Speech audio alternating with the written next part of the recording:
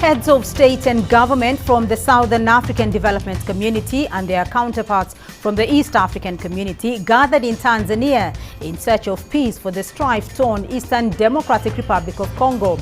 Leaders of the two regional blocs met in the backdrop of escalating violence in Eastern DRC, where the rebel group M23 announced it had seized the regional capital Goma.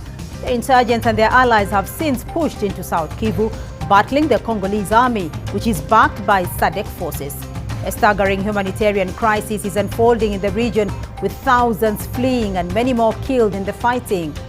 This week on the program, we take a closer look at the ongoing regional diplomatic efforts and ask whether they will bring peace and lasting stability to the DRC.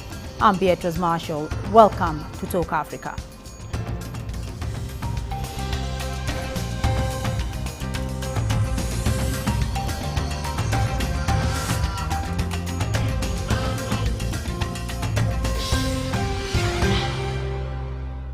Well, the joint SADC and EAC meeting is a historic attempt to bring peace to a country that has been plagued by conflict for decades.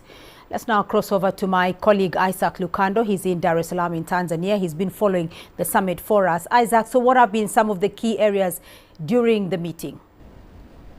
Well, the six-page document that is the communique of the joint summit between the SADC region and the EAC region gives us a picture of what the discussions looked like over the course of 2 days.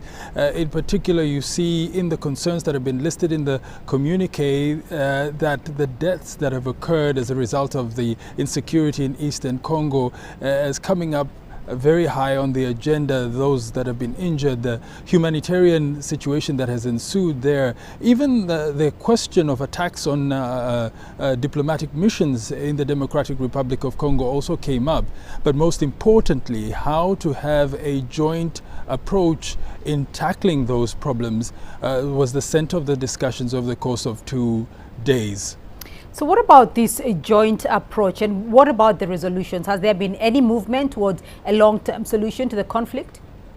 Well, there seems to be a direction towards that. You can see in some of the resolutions, apart from some of the key resolutions, such as an immediate ceasefire and the cessation of all hostilities.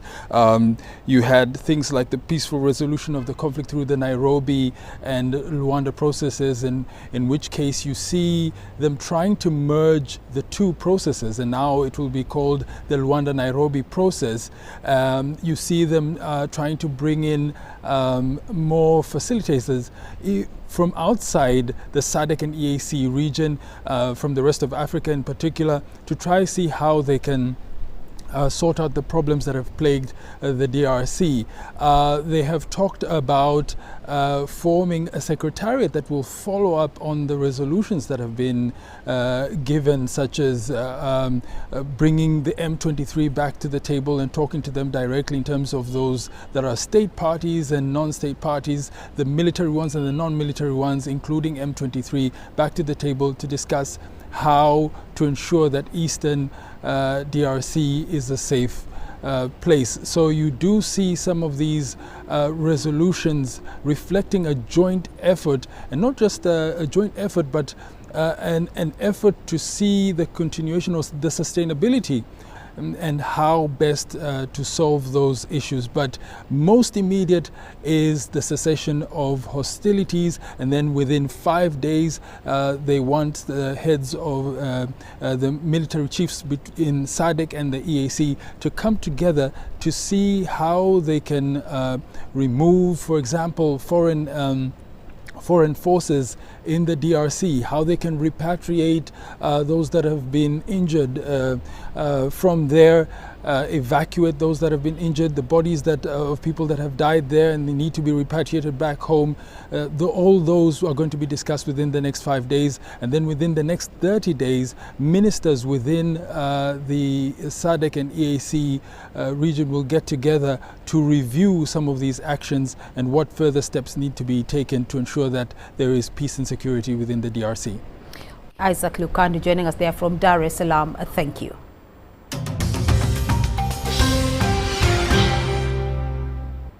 The Democratic Republic of Congo has experienced prolonged instability, prompting regional organizations like the Southern African Development Community and the East African Community to deploy peacekeeping forces to restore order. CGTN's Nick Mudimba now tells us more. In November 2022, as the M23 renewed their rebellion in the Eastern DRC, the East Africa Community, of which the DRC is a member, deployed a multinational regional force to help the Congolese government restore peace and stability.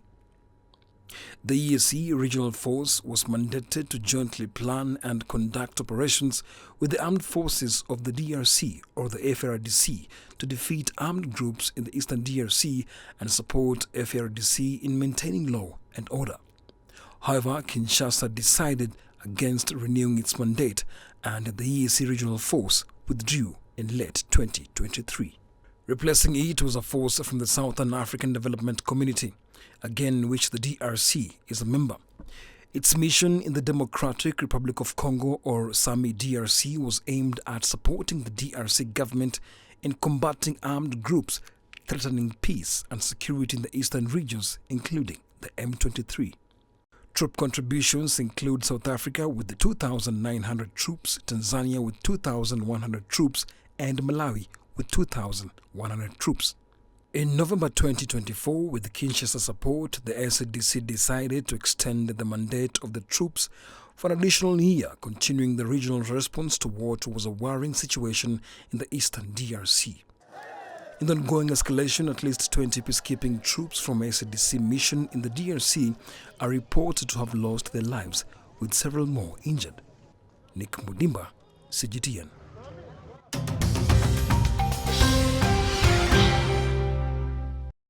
Well, let's now unpack the ongoing instability in the DRC and the joint SADC EAC peace efforts.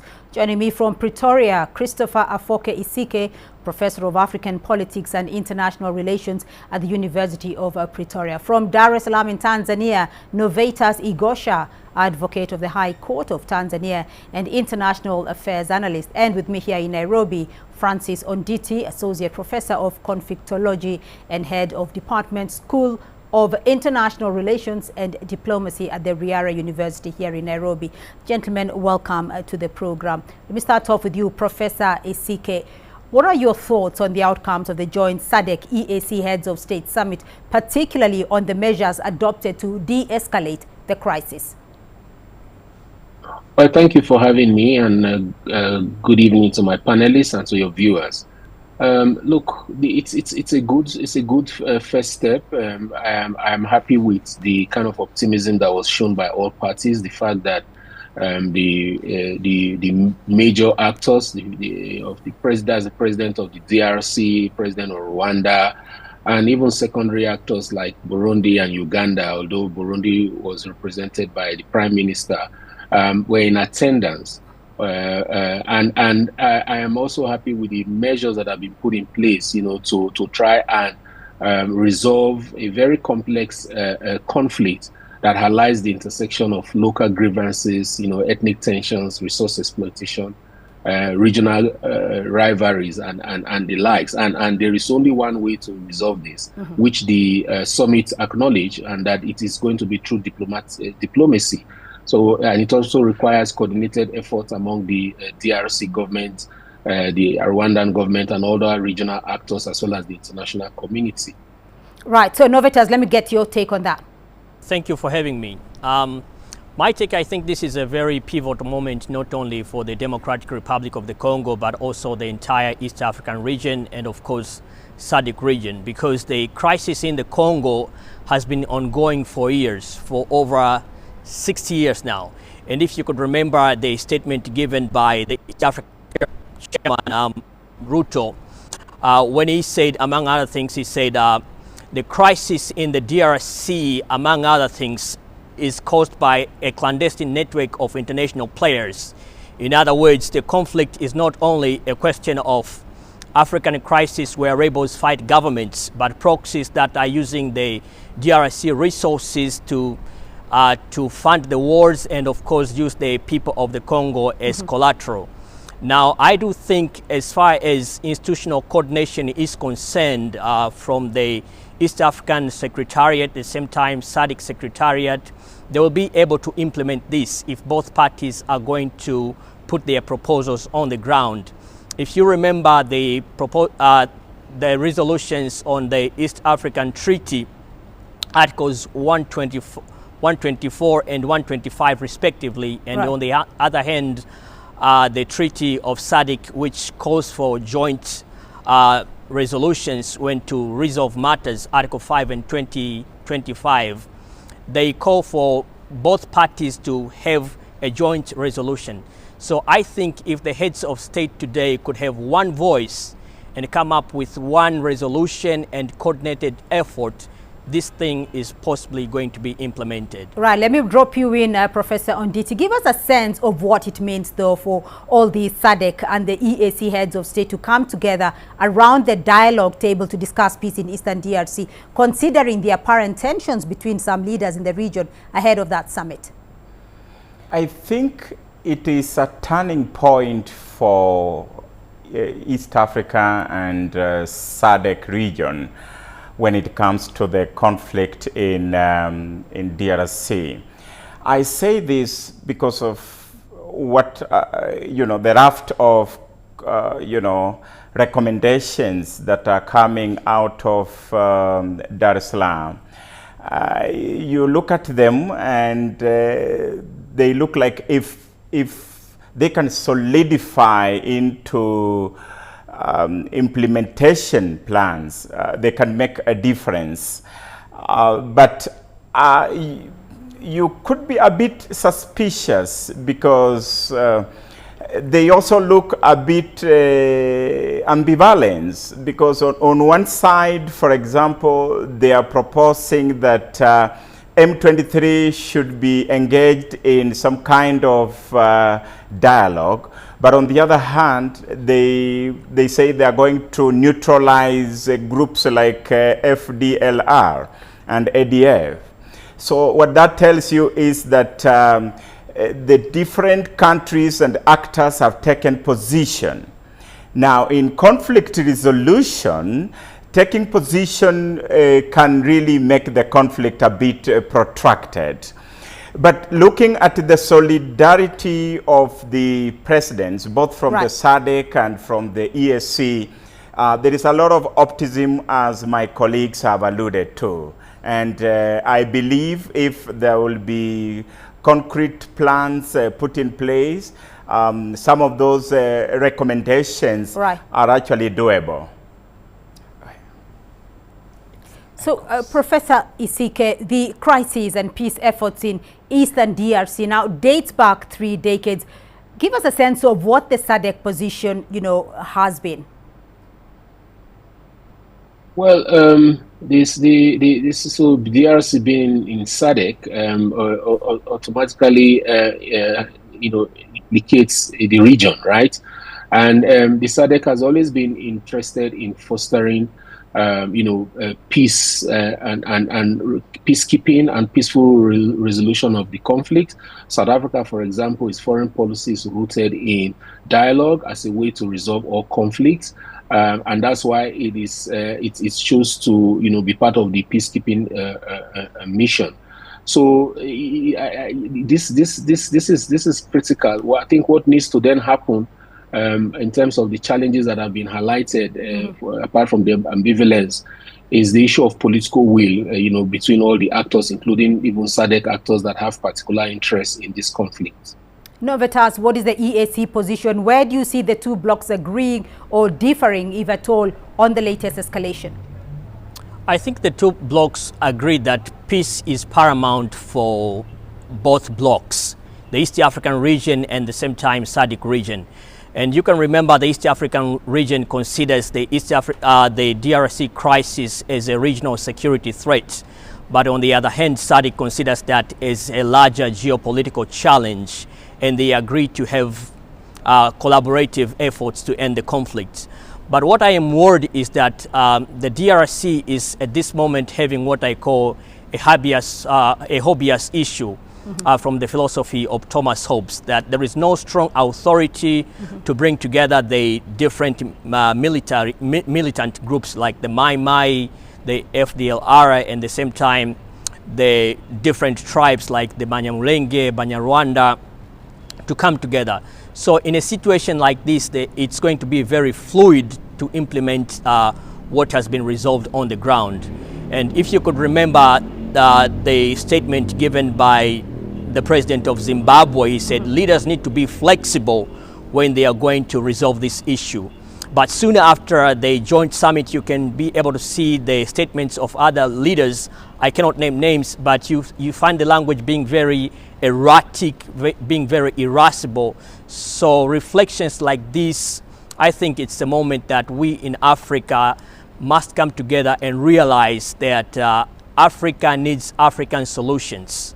We shouldn't look at our tribal backgrounds or colonial issues or autochthonous to mean that to consider that these people are indigenous here and this came as immigrants. Some of the things come a long way back since the Berlin Conference and the colonization of European powers. So in this moment in time, we need to come up with our own solutions, as far as the words of President Samia Suluhu Hassan had said in our opening remarks. Right. So, Professor Onditi, I want to look back briefly, and this crisis has been ongoing now for a week, but dates back 30 years. Take us back briefly to what has sparked the current escalation of the conflict in Eastern DRC, where we are now seeing over 3,000 people have been killed in a week. What sort of strategic interests are shaping the conflict in Eastern DRC?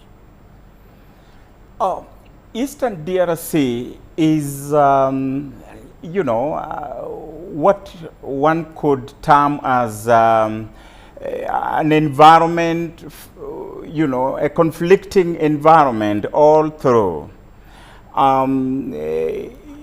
You would agree that the many actors that are operating in the Eastern DRC remain a problem.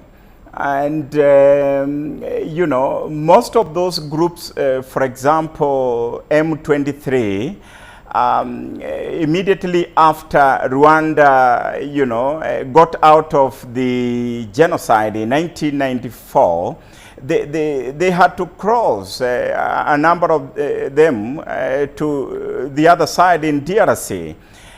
Now, the FDLR also crossed at the same time, and these two groups are made up of the Hutus, the Tutsis and the Hutus respectively. And so the affiliation of M23 to Kigali is not by surprise to me, because they could easily form a basis for which some countries might want to, pursue their strategic goals. And so in that case, it becomes difficult to have a consensus among the member states, what would be the direction moving forward. You remember the FDLR is supporting, or they're working in cahoot with DRC Army. Right. And that explains why they would, for example, countries would not agree, especially SADC, that it has to be neutralized.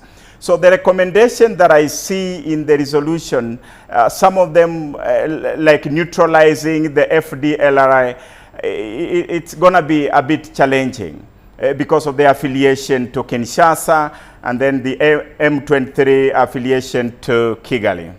All right, we are going to take a short break now, and when we come back, we will look at some long-term solutions to the conflict in the DRC. To stay with us.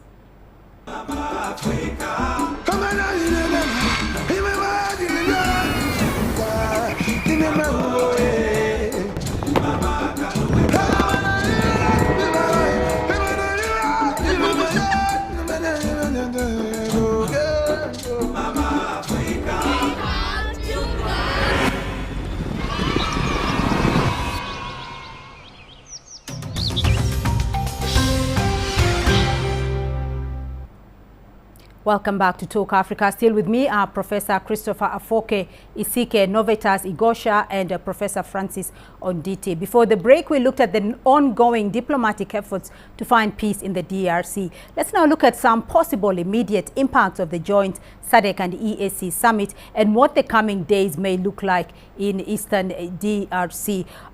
Professor Isike, the Council of Ministers recommended urgent resumption of the Nairobi process in complementarity with the Luanda process. Explain that for us. What is the Nairobi process about, and what is the current status of this initiative? Well, if I may, am I permitted to just talk a bit about the last question you asked, Professor Nditi? Because some of these historical factors can also provide context for some of the solutions that should be part. But otherwise, there's no time I can. Very briefly. So I would like to highlight the colonial legacy and the early instability that it caused, you know, in terms of how the DRC state was formed, the killing of Patrice Lumumba and the instability that followed. And then also, we also want to look at the impact of the 1994 Rwandan genocide, you know, the killing of the Tutsis by moderate Hutus, who then migrated in millions. About 2 million of them, you know, went into as refugees into the Eastern DRC and have been operating in that region for a very long time. So all of these are, apart from the consistent drivers like the ethnic and natural resource conflict, weak governance, all of those are contexts that can inform, you know, how we see this solution. Now, in terms of the process, the Luanda process and the Nairobi process, actually, they are similar, you know, in many ways. So there are efforts that are led by the Rwanda one was led by Angola, the Nairobi one by Kenya, that are both aimed at de-escalating, you know, tensions between the two countries, calling for neutralization of the M23 and of course integration. Integrating them and other groups into the militaries of Rwanda and the militaries of the DRC. Right. So these are the process, and the fact that they have merged them now is useful because they are complementary in many ways. Like I said before, the important thing here is the political will to try and implement you know, these agreements this time. Novetas, so in your view, though, how important is that alignment of the two processes, and how soon can this be done, and can it be done, though?